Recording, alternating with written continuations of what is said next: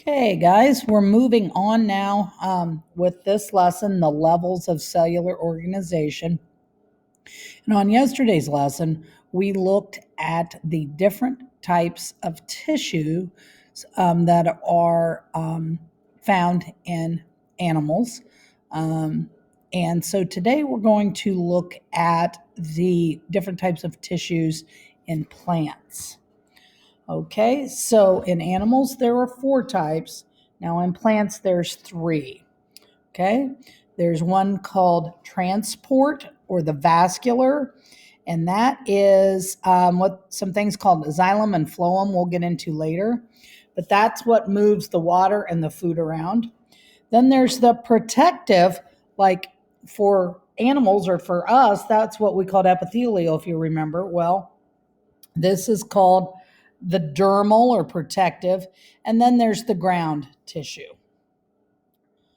All right, so the transport or vascular tissue moves the water and the nutrients through the plant.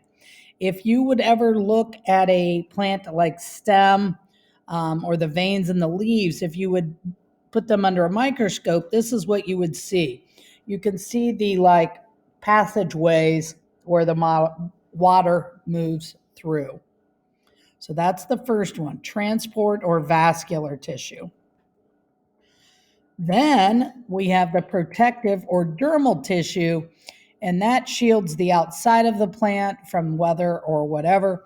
Obviously, this is where the cell walls would come into play.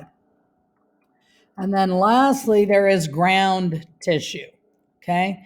And that provides the internal support and storage of water, etc. And that's where the light energy is taken in for photosynthesis. All right, so again, to review, there's transport, protective, and ground. And here is a picture of it all. Okay, so if we look at a Venn diagram, and again, you compare and contrast in a Venn diagram, we're going to look at animal tissue, plant tissue, and then what they both might have. So to review from Monday for animal tissue, all right, the first one is the nervous tissue, and that's your messaging system from an animal's brain out through the body.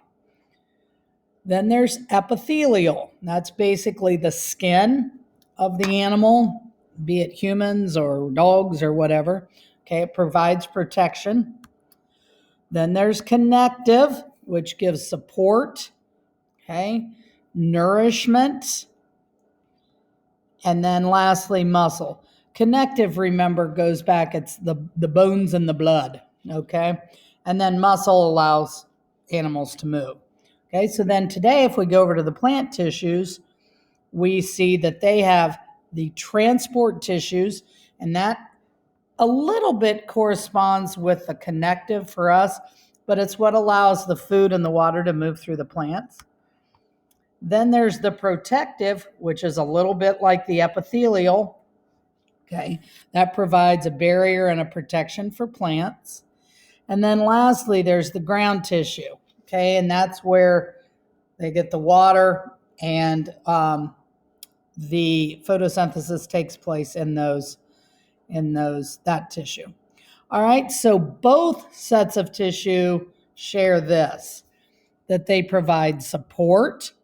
Okay, so we have that on connective, okay, and ground. They provide nourishment, transport here, connective there, and protection, epithelial here and protective there. So they have different names and sort of different jobs, but ultimately they kind of do the same thing. All right, make sure you answer your questions. There's a big question about these, so make sure you either screenshot this or pay special attention, and then you can answer your questions. All right, take care.